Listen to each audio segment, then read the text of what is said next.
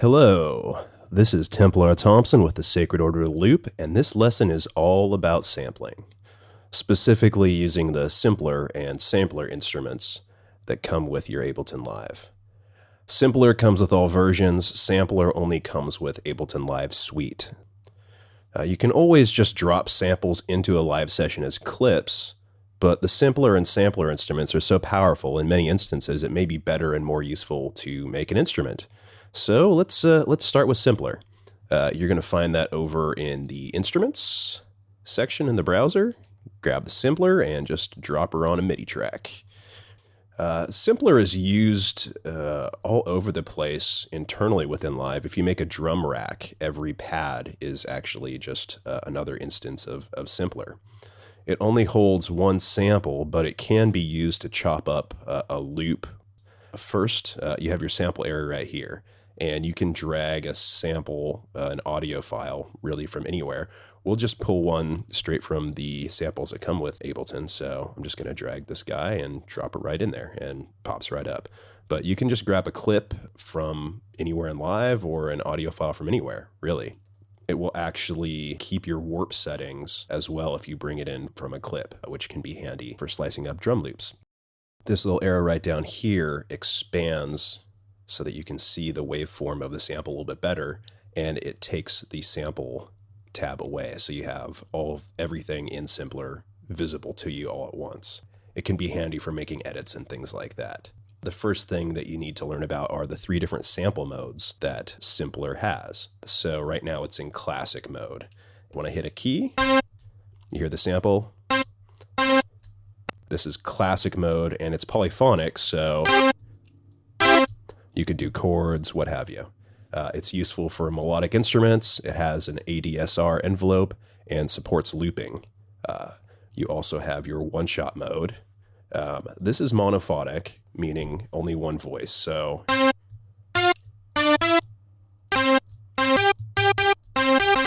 you can hear we can't play more than one note at the same time.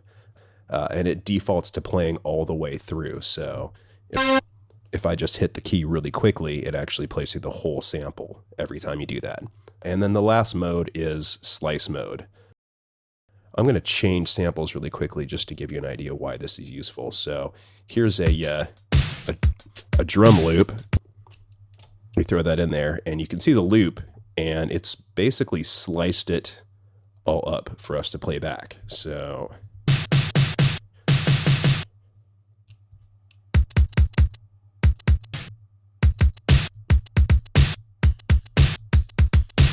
you can take a loop and chop it up and rearrange it in whatever way you want. So that can be really handy as well. It'll start each one of your slices at C1 on the keyboard. So going back to classic. So as you're looking at the sample area here, you have these flags, and these are your absolute start and stop points. So this is where it's going the earliest that it'll ever start playing and the latest that it'll ever stop playing. Gain over here is the gain for the sample. It is not the gain of the instrument. So in case you have an audio file that's a little quiet, you can boost it, or if it's too loud, you can bring it down.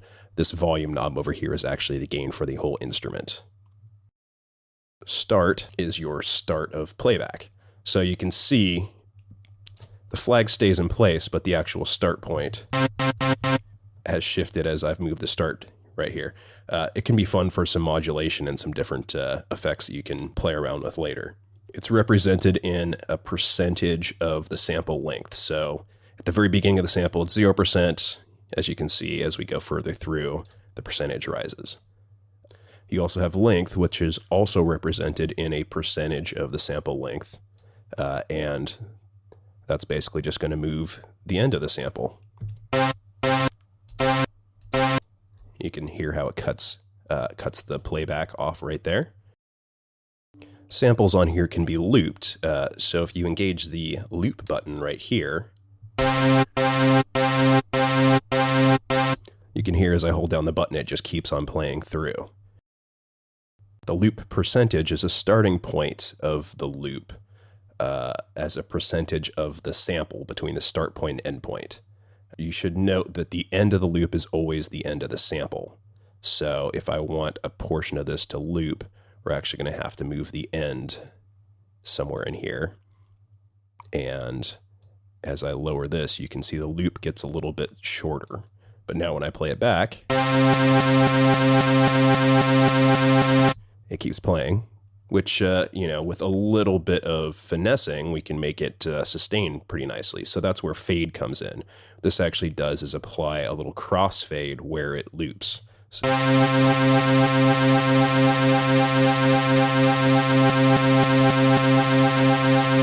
you can hear how it kind of smooths over the transition from when it restarts that loop again. The snap button basically just tells Live to find what we call a zero crossing in the waveform for the start, end, and loop points. This will just eliminate some clicks and pops that you can get when amplitude goes from something besides 0 down to 0 abruptly. It's based on the left channel, so you can still get pops if the right channel isn't also at 0. But it does a pretty good job, and with a little bit of that fade, you can just smooth over any pops that might pop up. No pun intended. Voices is how many simultaneous notes can play at the same time. So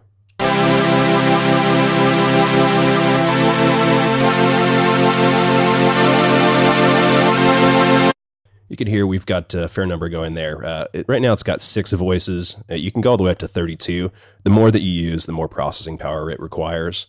And that's where the retrig button comes in. Basically what this just says is if I keep on hitting the same note and it's got a long decay or release, it'll re-trigger every time you hit the note again. That's specific to that note. So that would end up only using 2 voices right there instead of potentially all 6 or however many you have set as it re-triggers for each new note. And if you look down in this corner, this section, the attack, decay, sustain, release section, is only pops up on the classic mode. This is where you can quickly adjust your envelope. So if I make the attack a little bit longer,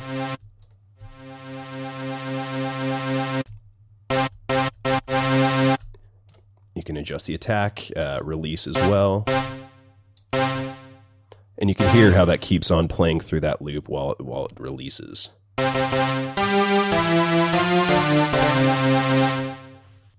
This section over here, the warp section, basically tells Ableton to use its internal warping to handle a sample.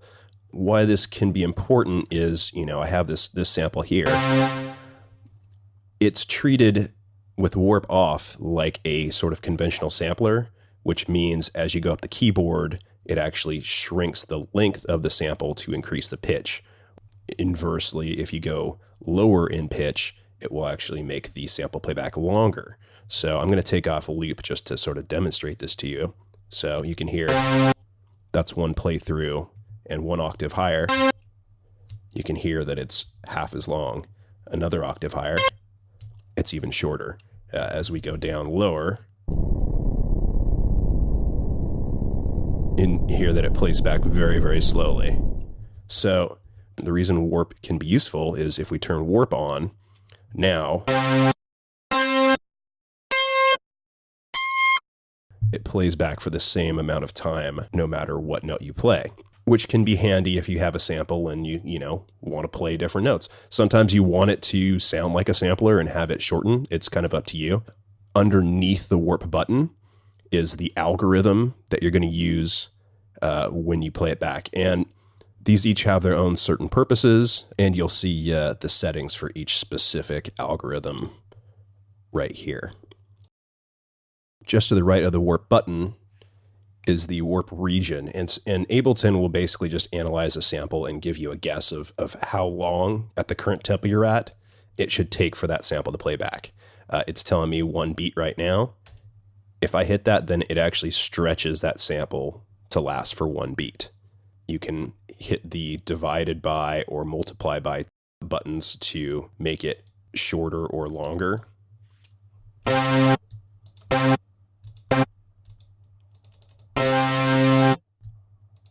Just depending on what you want to do with it. This can be useful if you have a sample that has some kind of rhythmic quality to it, so that it'll actually sync up with your tempo and play back in sync with whatever else you're playing. Moving on to one-shot mode, as you can see here, there's a lot less options down here. You have gain, as usual, and trigger or gate. What that means, if it's on trigger, if you hit the note, it will play all the way through. If it's on gate, it'll just play as long as you hold down the note. And snap functions in the same way as it does in classic mode, where it just finds the zero crossings to eliminate any clicks and pops. You also have the warp section over here, which functions in the same way. Instead of an ADSR section, you just have fade in and fade out. So fade in is basically just attack. Fade out, similarly, is decay. And with fade out, if you have it on gate mode, it'll still do the decay. It'll just start it whenever you release the note. You also have transpose, which is useful if you just need to quickly adjust the pitch of the sample.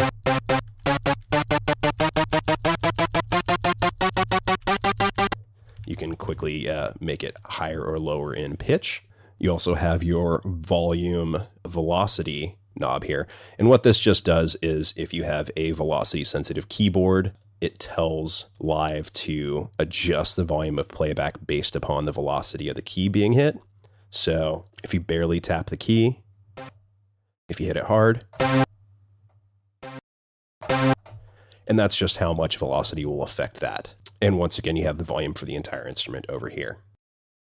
Moving on to slice mode, you can slice up other samples, but drum loops and drum breaks are kind of most suited for slice mode. It also has gain, as the other modes do, as well as trigger and gate. Then next to that, you have slice by, and you have a few different options. Transient will tell Live to automatically look for when it thinks the drum hits are. Beat will be some kind of musical subdivision. Region tells Live to equally chop up the entire sample into however many pieces you tell it to, of equal length. And manual is just manually setting your slices.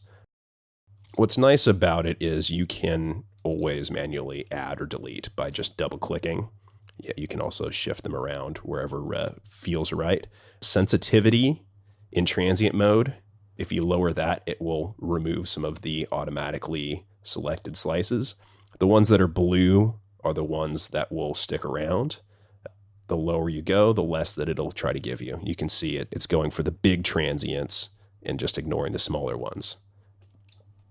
But again, as I said, you can always remove or add slices at your leisure. And then you have playback, which there's three options: mono, poly, and through. Mono means that it won't play more than one slice at the same time. Through is kind of interesting in that it will continue playing through after your slice. So if you keep holding the note, it keeps playing all the way through the end. So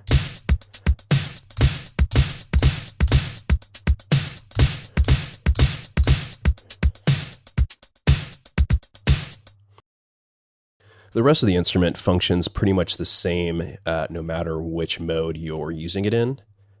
So we'll go through those sections one by one. And we have your filter down here. This is the on-off for it. This right here selects the type of filter that you're going to be using. You've got your low pass, your high pass, your band pass, your notch. And this actually morphs through all of the different filter shapes, which can be pretty cool and sound interesting. And below that, you actually have the circuit type.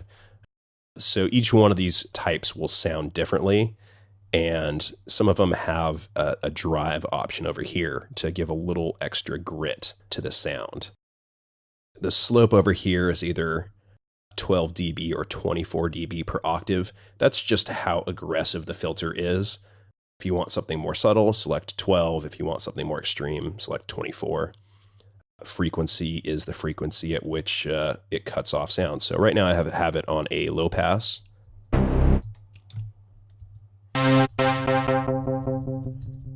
You can hear how it cuts off the high frequency. Resonance is a bump up at the point where the frequency cutoff is, so it can create a.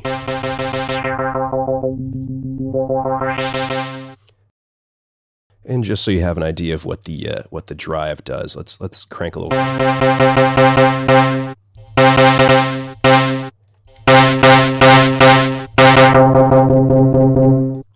You can hear that getting all crunchy, which can be fun. Next, we have the LFO section, which stands for Low Frequency Oscillator. This is a waveform that moves very slowly, so it's not perceptible in pitch, and you use it to modulate different parameters. It can be as slow as 0.1 hertz all the way up to 30 hertz. This turns it on and off. This selects what type of waveform you'd like to use. Here you can select between either cycles per second or hertz for the speed, or tempo synced, so any sort of musical subdivision that you'd like to use in there. But having an LFO is pretty useless unless it's controlling something, so we'll go up to the controls section up here. We have a blown up filter section over here, so you can actually adjust it and see what it's doing to the curve, and you can see what your different curve types look like. Here's that morph curve that I was talking about, which gives you a morph knob right here, which as it changes the shape of that filter. It basically starts at low pass and ends up all the way back at low pass, which can make for some really interesting sounds. That can be a lot of fun to play around with. But same settings as the other page. For the filter, you just have this visualization of it. You also have the filter envelope. If you just click on the button there, you can drag that or adjust it up here.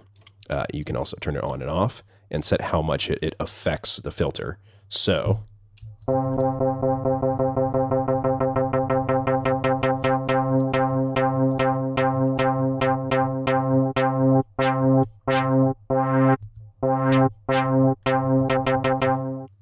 you also have the ability to have your keyboard velocity affect the filter cutoff right here. So if we raise this up some,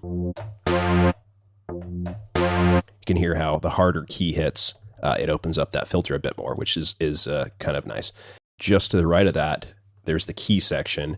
And what this means is that at lower notes will have a lower filter cutoff frequency, higher notes will have a higher filter cutoff frequency. This can be useful in just making something sound natural. A lot of times lower notes have less high frequency content, so you want to cut that off a little bit. In the LFO section, you have the same information from the sample page, but you've got more information up here. Attack basically fades the LFO intensity in over time. So if you have vibrato or something like that you want to do, you may not want it to start until you've been holding a note for a second or whatever it may be. And key makes the pitch modulate the rate of the LFO playing back. So lower notes will be a slower LFO, higher notes will be a faster LFO. Offset shifts where the LFO starts and stops.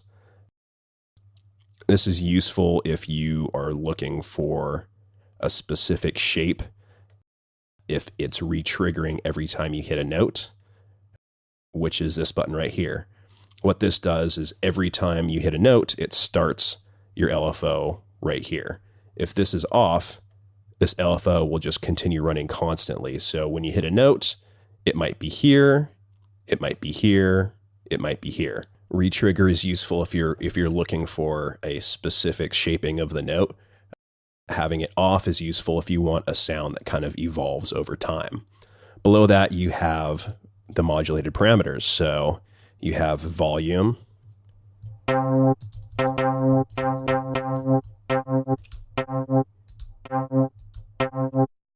you can hear how that has a sort of tremolo effect on it. And then you have pitch,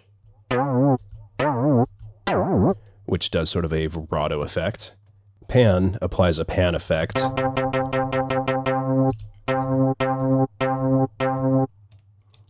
And filter affects that filter cutoff.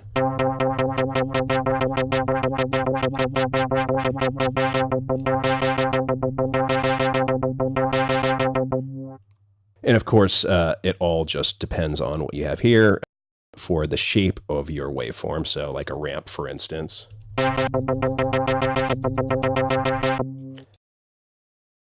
And lastly, we have the pitch and amplitude and global section over here.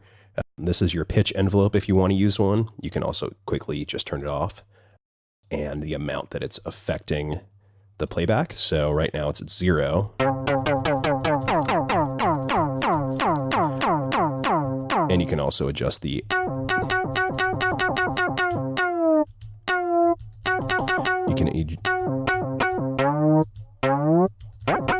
do some fun stuff with pitch there, and your normal sort of ADSR options here, and you can control it up here. When it's selected right here, that's what you'll see, but on classic mode, you can also view your amplitude envelope as well. So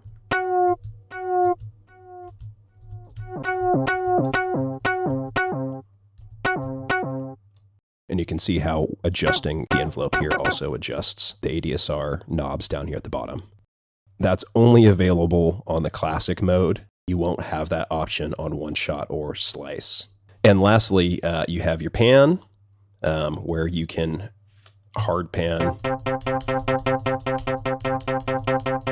You can hard pan or slightly pan the instrument internally. You can also apply random pan, so each note will randomly pop up somewhere in the stereo field. The higher, the more aggressive the effect. Spread is a stereo effect that if it's set above 0%, it'll add a second voice that is hard pan to the right, and your initial voice will be hard pan to the left, and they will be slightly detuned, which can make it sound a little fatter. The higher the percentage, the more it's detuned.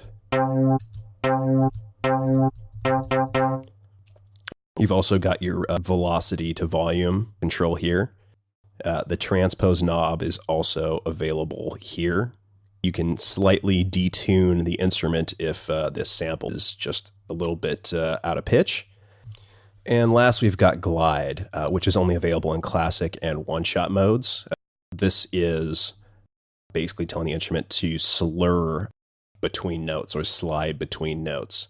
You got 3 options: off, where it doesn't affect anything; portamento, which is for polyphonic. So we'll raise the time up a little here.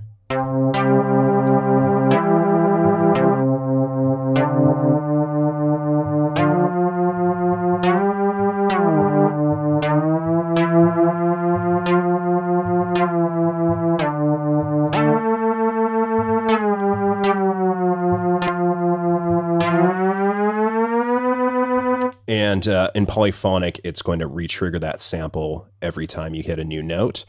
If you just take it to regular glide, it's monophonic, so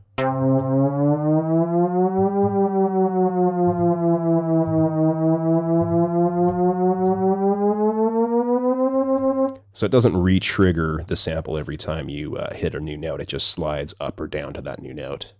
Pitch bend is always set for plus or minus 5 semitones, so you kind of get what you get there.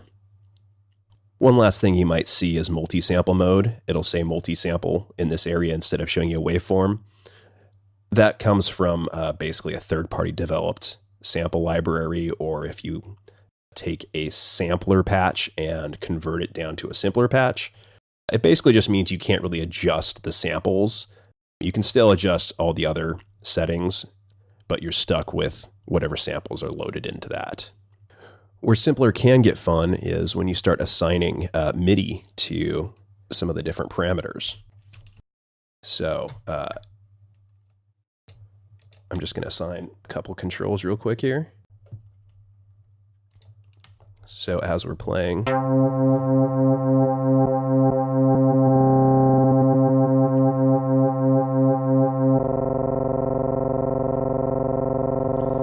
you can see you can do some interesting things with the playback, especially when you're looping things. You can create sort of some interesting granular effects. It can get pretty fun to play around with those the start times and loop times, and can be fun with drum loops and drum sounds as well.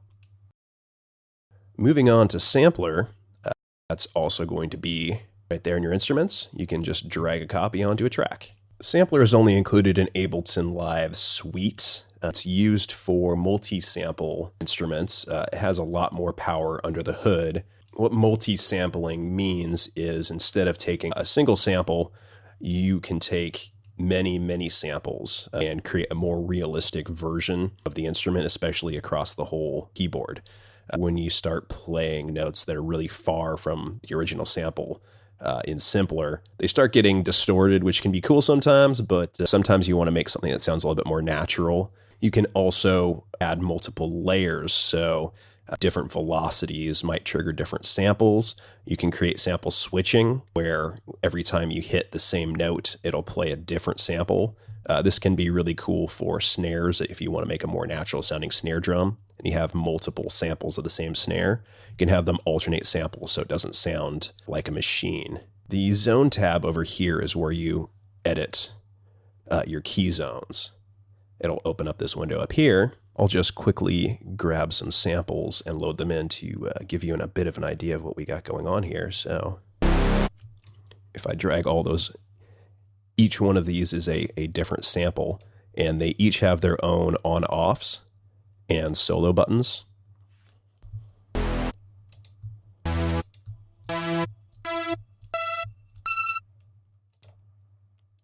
Up in the top left, you've got the auto select button, which is very handy. If you hit a note, it'll select all of the sample zones that note should be playing back. In this case, every one of these samples is across the whole range of the keyboard, so that's why it selected all of them. It can be really useful if you're trying to find a sample and edit it, and you just can't figure out where it is. Sometimes this list of samples will get very large. This button right here affects fades within key zones and just switches between linear and constant power or exponential zone fades. Over here, you can select your 3 different zones. Key, which is basically saying what part of the keyboard you want a sample to play back on. Velocity, which is saying what velocity you want a sample to play back at. And select, which is used for changing between samples, or it can be used for sort of round robin sample switching. We'll play mostly in the key range right now. If you right click at the top, you can actually make the key zone larger or smaller. It can be hard to see on some displays, and you can drag left and right. Now, as for the actual zones, you have brackets here. So since I have all of them selected, they're all moving. If I just select one, I can adjust the range of that particular sample. You can see right here, I've just made it so that sample will only play. You can see, not there, will play there, not there. If you move toward the top, you'll see the fade light up right there. What's that's useful for is switching. So this will fade in. You'll hear more and more of it as we go up the keys. So I'll solo it again. Nothing.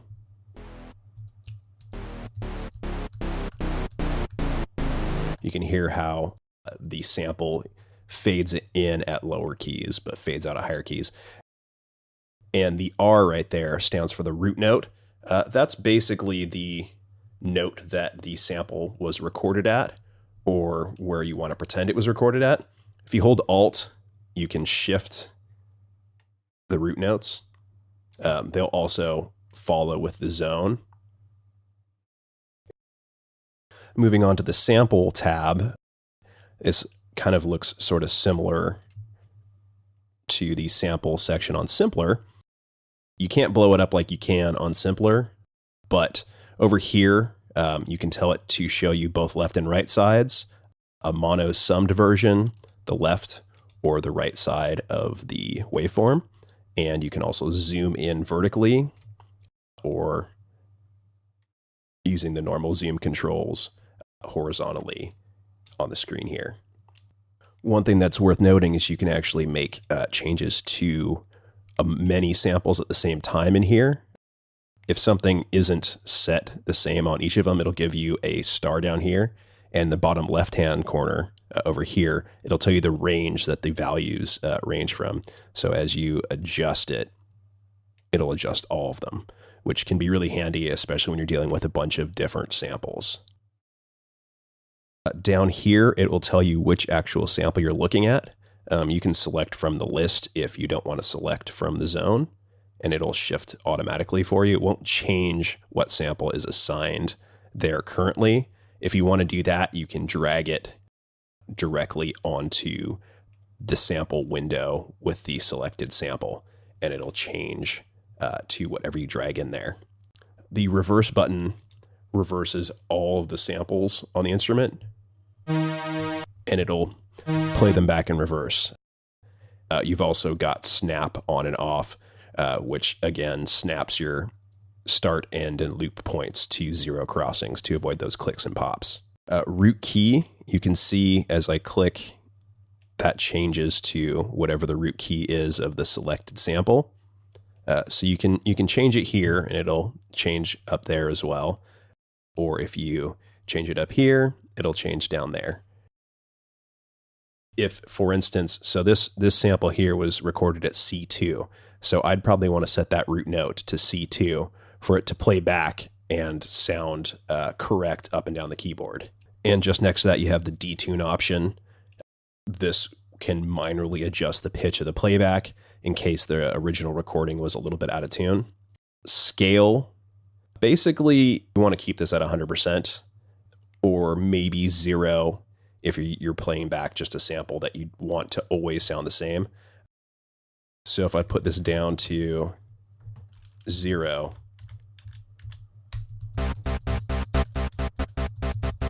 wherever I play it on the keyboard, it sounds the same. And to the right of that, you have your volume, which is sample specific. So just that sample is getting affected by that volume, unless you select several. Same thing for pan. If you want different samples to be panned to different places, you can adjust the pan here for samples or a group of them if you select multiple samples up in the zone area. The sample start and sample end points are just numerical versions. You can just quickly grab the flag over here to adjust that yourself. Sustain mode is where you get into looping back portions of the sample. So on this, it'll just play the sample through normally. You can see as I hold down the key, it just plays all the way through. If you hit this, now you have a looping zone. So this portion of the sample will loop while I hold down the key, and it'll continue going from beginning to end. This is back and forth, so it'll go beginning to end and then back to beginning, which can sound a little more natural sometimes if you have a sound that kind of evolves.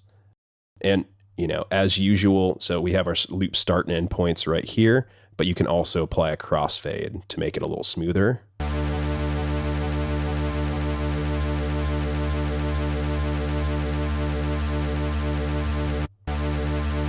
It sounds a little bit smoother when you can keep a sustained note from a short sample. If you hit the link button, it just makes the start of the sample playback the same as the beginning of the loop. A lot of times I don't do that because you want to actually hear the attack of the sample. And you've also got release mode. So when I let go of that note, how it's going to handle playback of that. So right now it just keeps playing the loop.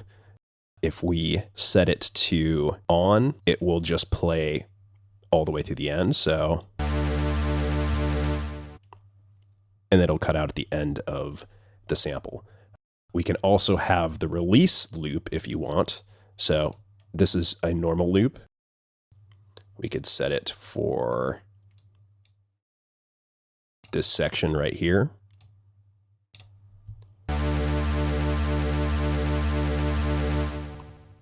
You can see it keeps playing there once we release that note. Or it also has a back and forth mode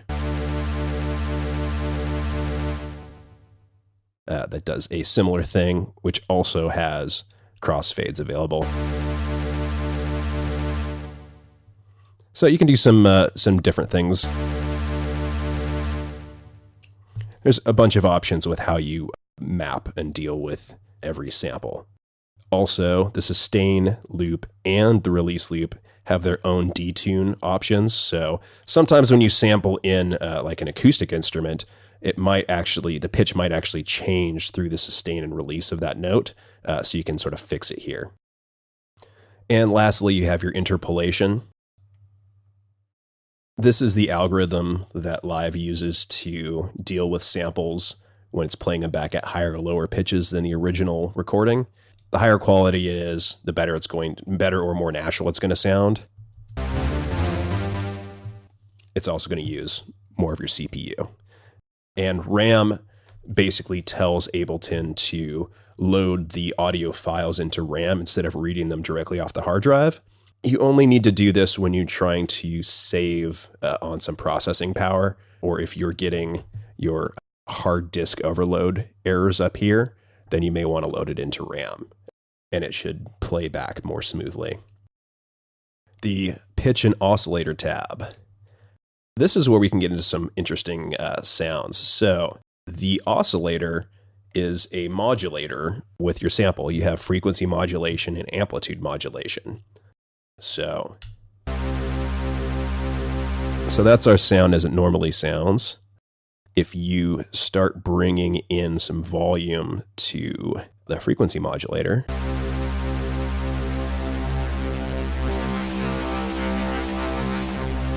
you can hear how it starts affecting the sound. This right here is the envelope for it. It's your pretty standard ADSR. It also has curve that you can adjust. You can adjust the levels right here. And this little button right here switches between the times and the slope. You also have the ability to loop it. There's a few different loop options. If it's set to loop, it will just start looping once it hits the decay portion of the envelope. If it's set to beat, you can tell it how often to repeat the envelope, but that isn't actually synced with your master clock, just your tempo. If it's set to sync, it will actually sync to your master clock. And trigger will continue playing the envelope even when you release the note. So it will just play back as if you held the note all the way through. So if you release early or something, it'll play through the entire decay.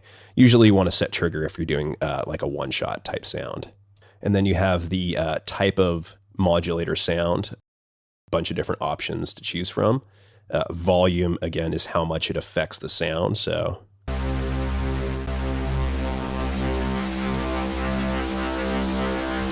you can hear it affecting and following the curve over here. It's a pretty long attack.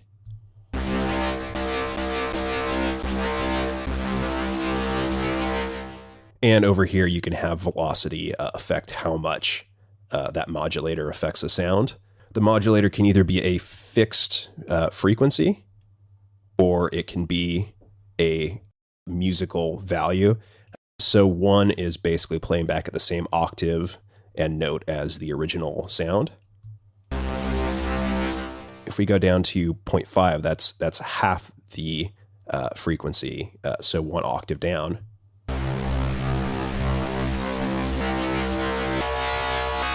You can hear how that affects the overall timbre. And fine, I'm not sure exactly how much this value affects this value, but it affects it by some amount. So if you need to fine tune that sound or make it sound off, you can adjust it with that. It all operates pretty much the same way with amplitude modulation, also known as ring modulation. Just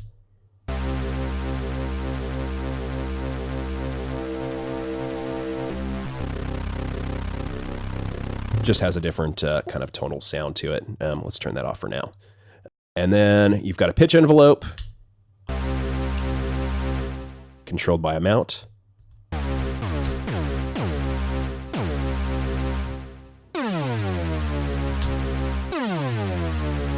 And it has all the same sort of things that you can adjust as the oscillator envelope does. And then to the right of that, you've got some of the same options as you do on Simpler. Zone shift transposes samples without changing pitch.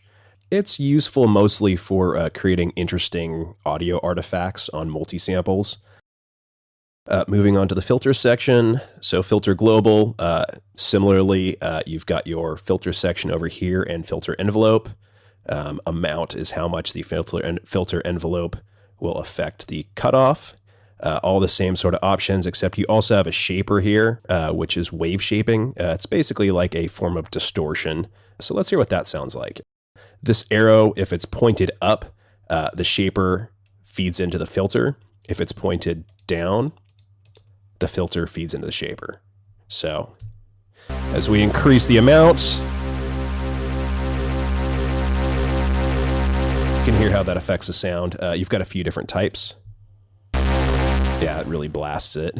And again, changing the order, you can hear how the filter is coming after the shaper or vice versa. Different kind of timbres. And yeah, once again, the envelope over here functions just the way all the other envelopes do on here. You also have your amplitude envelope over here. Typical sort of controls. Once again, you can drag stuff, you can adjust curves, and all the stuff pops up down here. This is your global pan, your random pan. There's a couple cool interesting things here. Time velocity. So you'll see that a few places over here.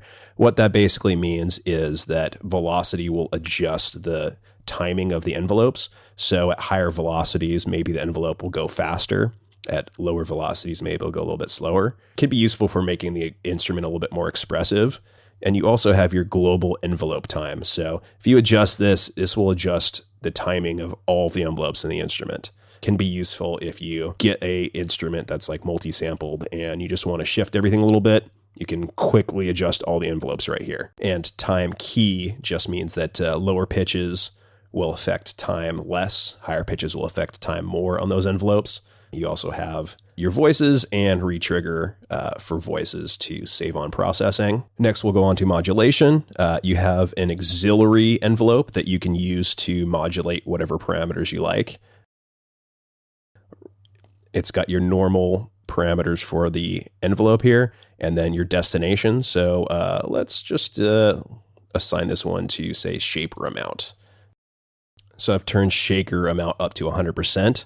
What that's going to do is scale the amount that I have over here. So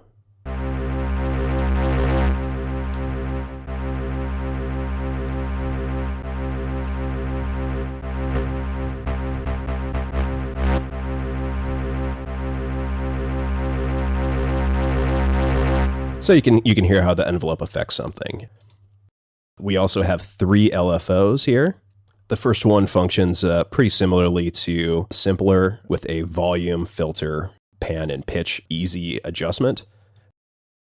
Where it gets interesting is LFO 2 and 3, which have stereo effects. So similar parameters up here, but you've got your stereo option here. So there's 2 different modes. There's phase and spin. And if you apply phase, it will make a stereo LFO that will affect the left and right channels differently. So when you're selecting a destination in here, if it's like, say, our shaper amount right here. So let's hear what this sounds like real quick.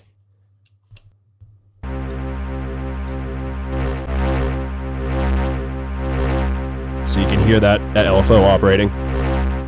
Now, as we adjust the phase, what this does, you can see there's a second LFO here, and this adjusts where that's playing back. So you can hear how that affects the left and right differently. They're playing back at the same rate, but not starting at the same time. What spin does is it adjusts the rate of the right side LFO, so the left and right won't be quite the same rate, and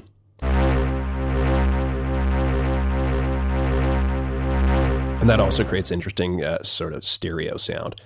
And LFO 3 functions exactly the same as LFO 2.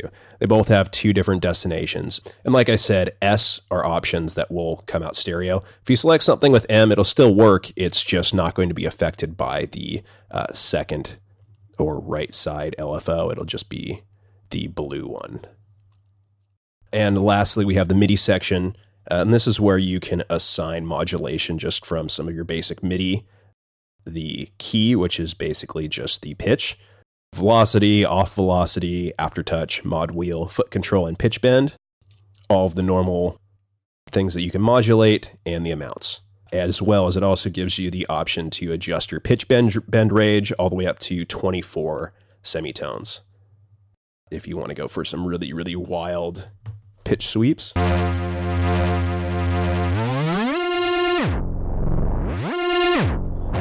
Which can be fun.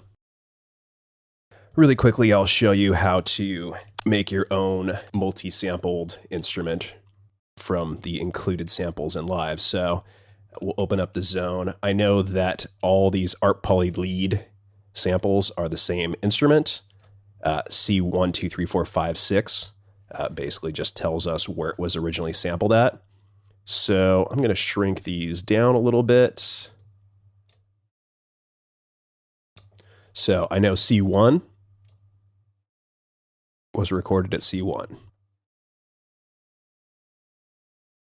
This one is C2, so I'll move it to C2. And do the same with all these.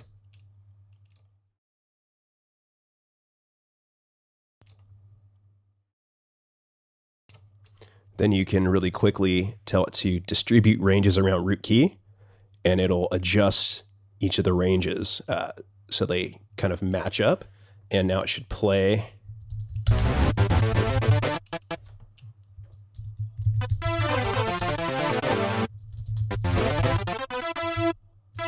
Kind of plays all the way up and down the keyboard, which is good. And remember, if you have multiple samples selected up here, you can quickly adjust parameters for all of them.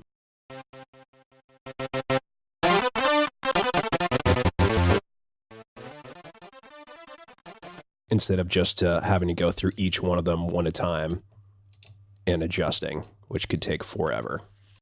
And those are the basics of Simpler and Sampler.